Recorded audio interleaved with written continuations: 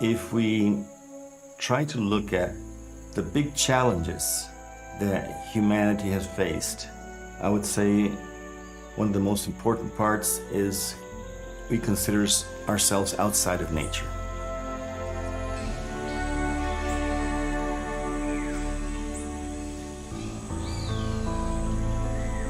That's wrong from the beginning, but we got used to it.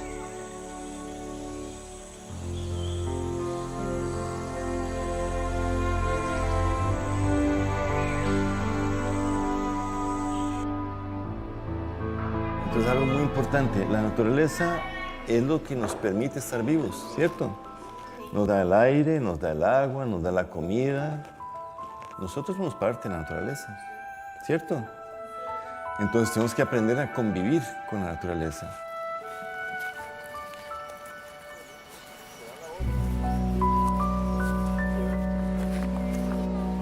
We made a big mistake educating children, adults, that we need to take care of nature. Nature takes care of itself.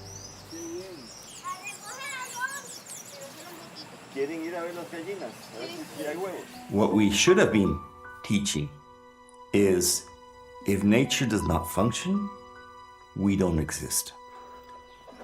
We depend on nature. If we learn from nature, we have a chance to move forward.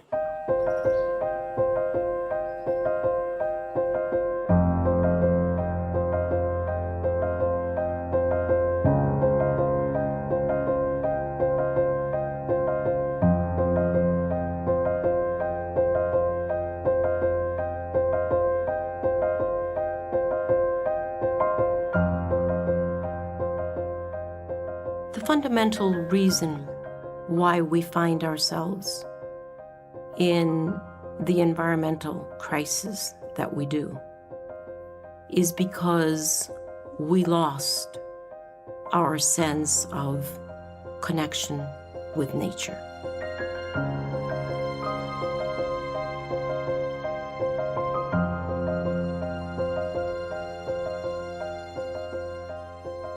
Our society moved from one that worked with nature and within nature to one that extracts, uses, and discards. That is the first disconnect that we urgently need to heal if we're going to move into a better world. We are taught to think linear, and changes are happening. But that is not how nature works. And because everything is becoming exponential, we're not really prepared to understand the urgency. We are in planetary collapse. It's not coming, it's here.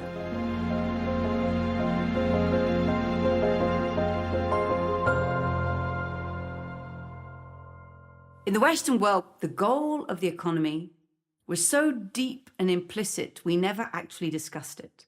But it was endless economic growth, shaped just like this, a growth curve rising forever up and through the ceiling. And it's true that growth is a wonderful, healthy phase of life. We love to see our children grow. We love to see plants and trees and nature grow. But nothing in nature grows forever.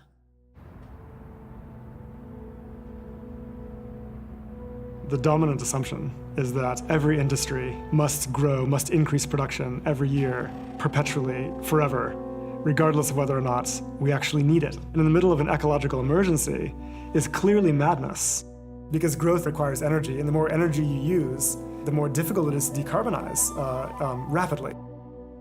How do we find solutions? We have to look at nature.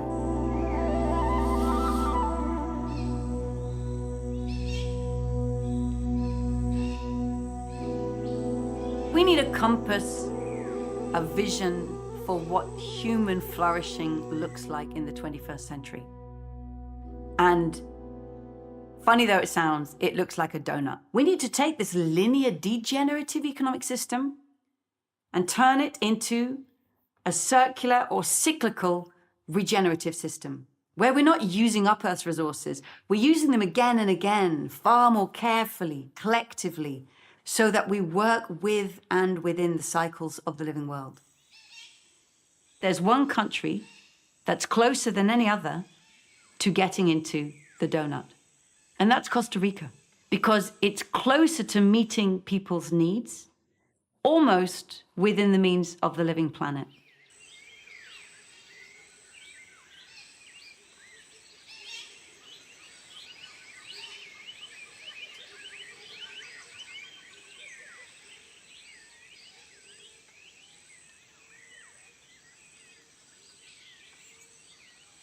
In 2002, I owned a chemical factory in Holland.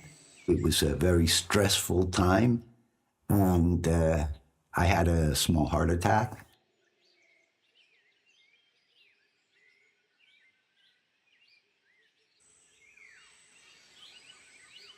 It was a good warning sign.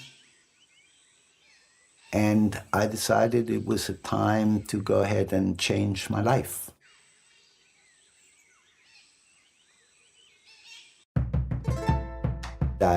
I saw this place, it was paradise. I fell in love with Costa Rica. I decided I was going to go ahead and try to create a community.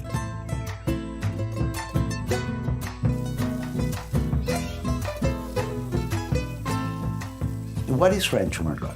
People call it a lot of things. A resort, a farm, a living university. And it's all those things. For me, Rancho Margot is a living organism. It's an experiment. Rancho Margot gives us the possibility to see how a system works. It is the birthplace of regeneration for me. Regeneration is a concept that basically looks at nature and says, well, this is what nature does. The system itself is designed in such a way that it is almost perpetual. Whatever is left over from one system is food for another system. The leftovers from the restaurant can go to feed the animals. The compost goes to the orchard and produces more food. And then you see everything tying in together. And I wouldn't call it circular economy. I would call it letting nature be. That's how a forest works. Juan has been very creative in imitating this.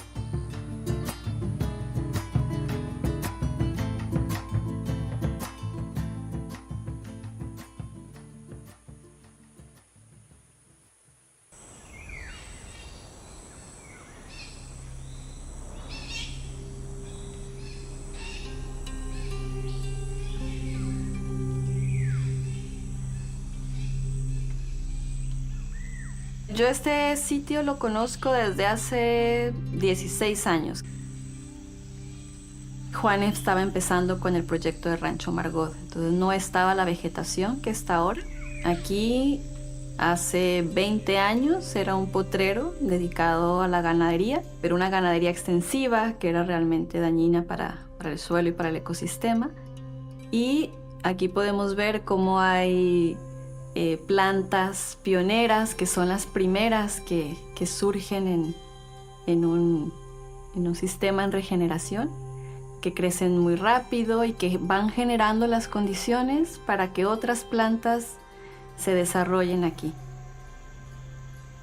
Entonces este proceso de regeneración justamente es un proceso de cómo unas especies generan condiciones de vida para otras especies.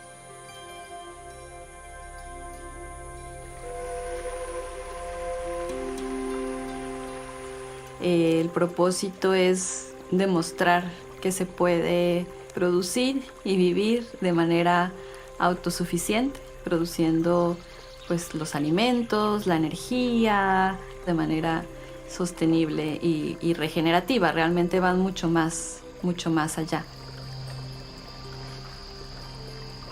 These small changes are immense. I mean, if you think even at the human scale, it's the little things that kill you. You can cut both arms off and still have a life, but if your chemical composition is changed just a tiny little bit, you're dead.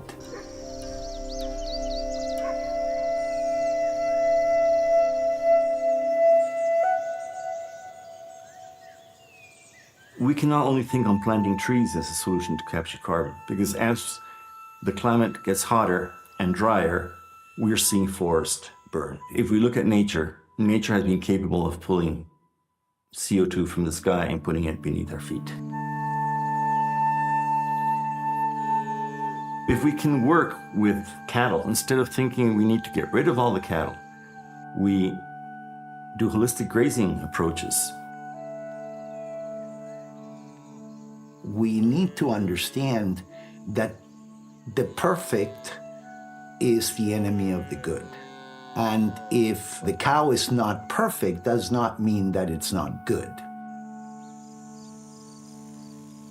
A well-run pasture who manages cattle the way they should be managed, you get carbon sequestration into that soil that way outweighs whatever negative consequences the methane production of the cow is. So if we add regenerative agriculture and some cattle grazing with regenerative agriculture, we can capture almost 150% of carbon every year of the emissions. We were certified carbon neutral with a negative footprint of 1,275 tons. We are contributing somewhere between $150,000 and $450,000 every year to the world ecosystem.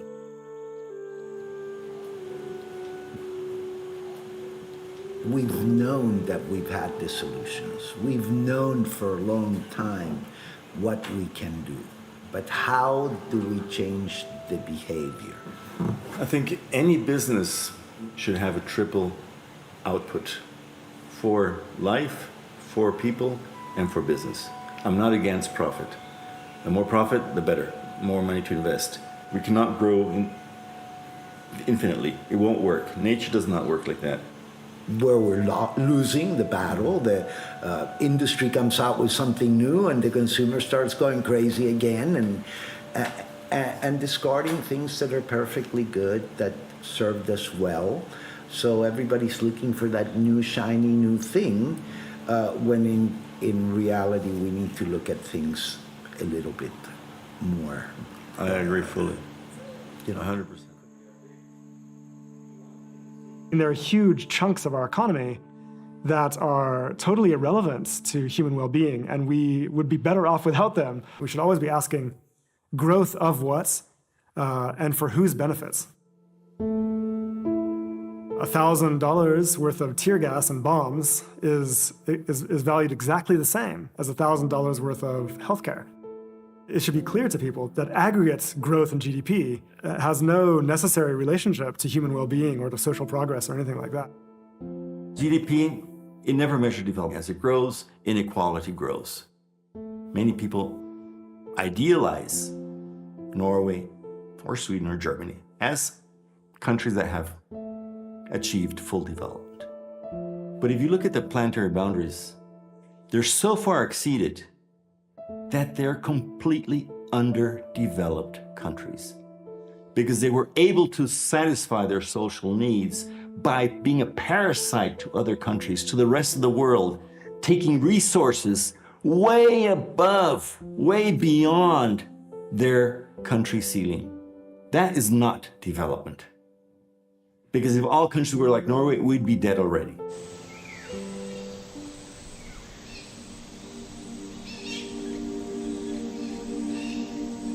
There's not one single country in the world that should call itself developed. That said, it's Costa Rica and Jordan and Colombia and Mauritius that are closer than others. On a far more modest income per capita, it is possible to provide decent lives for all people close to within the means of the planet. You would say Costa Rica is the poorest nation in the world because it had none of the riches that were valued before. We have no fossil fuels. We have no metals. We have no minerals. Today, we realize that was a blessing because having no fossil fuels, we had no other option but to produce all electricity with clean energies.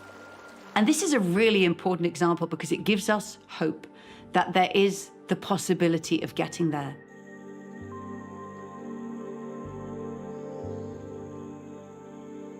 We need to build a better system that will make the old and obsolete a lot faster.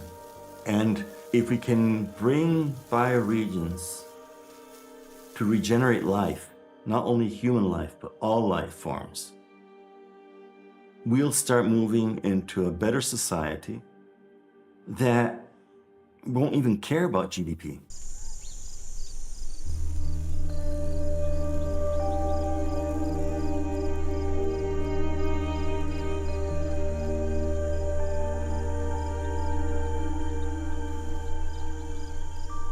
But the truth of the matter is that we today are in a moment in time where we can go back and reconnect. That's the first thing. Without us, nature's still there, but it just becomes a little bit less.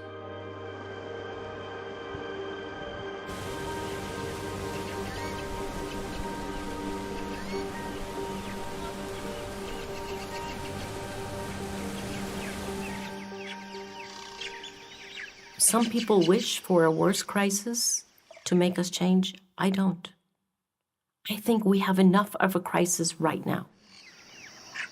We have to understand that this is a moment for fundamental mindset change and not have any patience for those who are not willing to collectively contribute to that.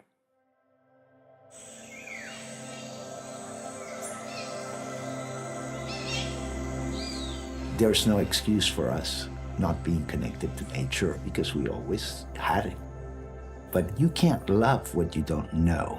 You need to go ahead and experience it. And once you experience it, you have to learn to experience it. In other words, driving through nature doesn't do it.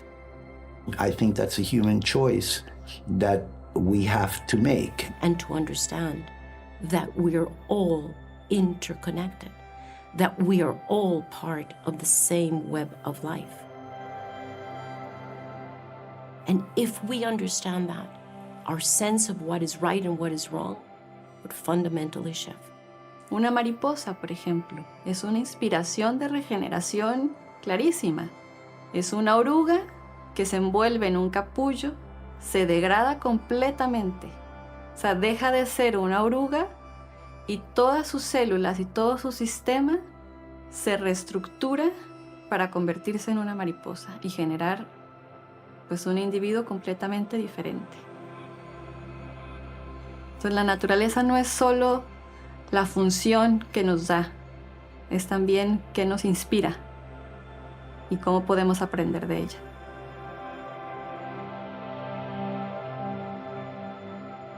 I worked for many, many decades trying to change mindsets, and we won't be able to change mindsets at the speed we need to. I don't see the people that fly in private jets not flying in private jets.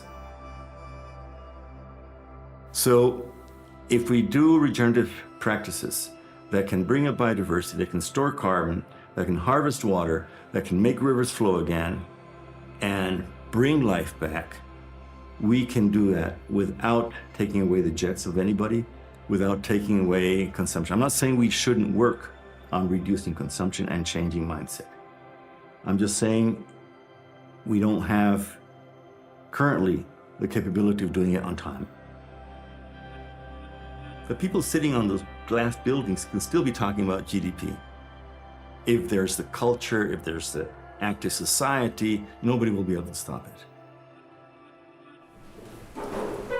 What's that?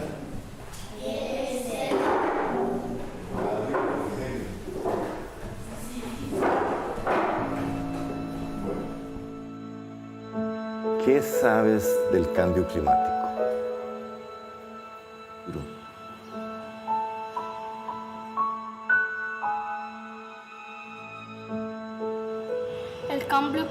El cambio climático es un problema para la naturaleza porque llueve mucho, hace mucho sol, a veces se pone muy frío, muy caliente. La capa del sol que tenemos nosotros se vuelve más caliente y más hasta que se vuelve súper caliente. ¿Cómo podemos mejorar nuestra vida? La polinización es algo muy importante en el ciclo de la vida, porque los animalitos o los insectos que polinizan las plantas, si ellos no polinizaran, nosotros nos quedaríamos sin plantas de alimentos. If we're going to change the deep mindsets we've inherited, it starts in the classroom. Teaching today's students the ideas that actually serve them. And I think we do this through showing places that are actually beginning to try to turn around. And through drawing new images that give us literally a new picture of the kind of economy we want to create.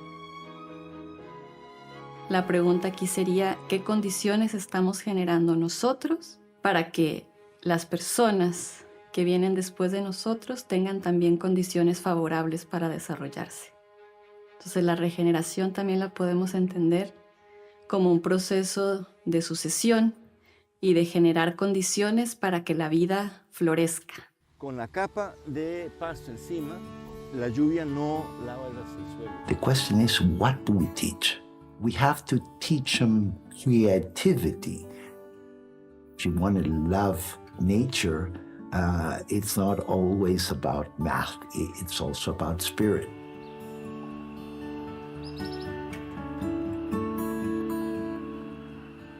We need to now learn that we can only move forward by collaborating. So it's not competition, it's collaborating. It's coming together. And I think youth is ready for that. I think that's the only way we can change the system.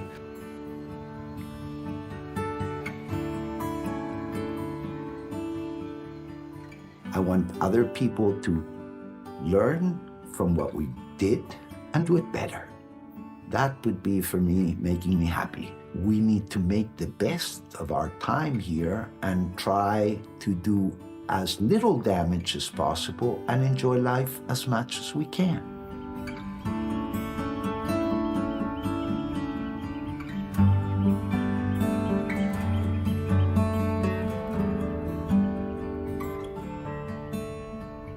Tenemos esa responsabilidad de buscar los espacios y las formas de que nuestros hijos se conecten con esa naturaleza. Hablamos mucho de dejar un buen planeta para las futuras generaciones. ¿Qué planeta le vamos a dejar a nuestros hijos?